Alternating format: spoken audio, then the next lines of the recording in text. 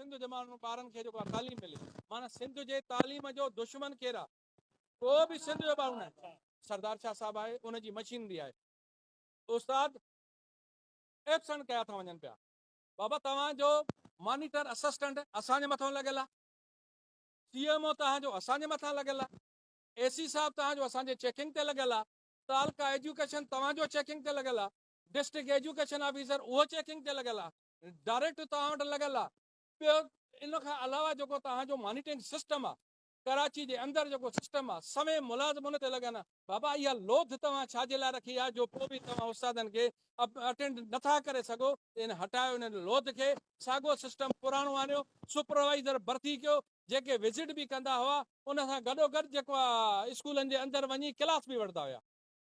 सिंध जे उस्तादनि सां सिंध जे शागिर्दनि सां हीअ ज़्यादती आहे स्कूल हलाइणा आहिनि तव्हां 60,000 उस्ताद अपॉइंटमेंट कया आहिनि पर 60,000 उस्ताद तव्हां किथे रखिया आहिनि उते रखिया आहिनि जिते ऑलरेडी 10 उस्ताद वधीक आहिनि जिते 15 उस्ताद वधीक आहिनि उते ॿिया रखिया विया जेके नीड बेस ते अपॉइंटमेंट कई वई स्कूलनि जे अंदरि हिकिड़ो सिंगल उस्ताद न हुयो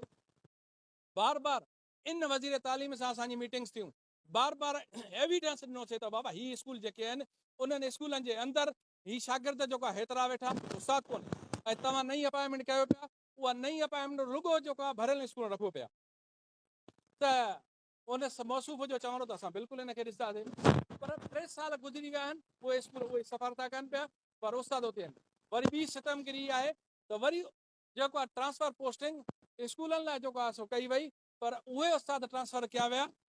जेके फीज़िबल न हुआ जेके पढ़ाइण वारा उस्ताद जेके रेगुलर उस्ताद जेके ऑलरेडी 8 किलोमीटरनि तां स्कूल अचनि पिया उन्हनि खे 50 खां 60 किलोमीटर